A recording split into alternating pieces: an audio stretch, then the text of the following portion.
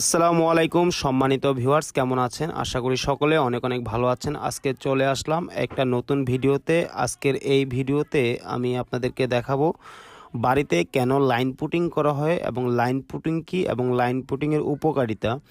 আসলে বাড়িতে line putting করা হয় মূলত ফিনিশিং সৌন্দর্য দেখার জন্য।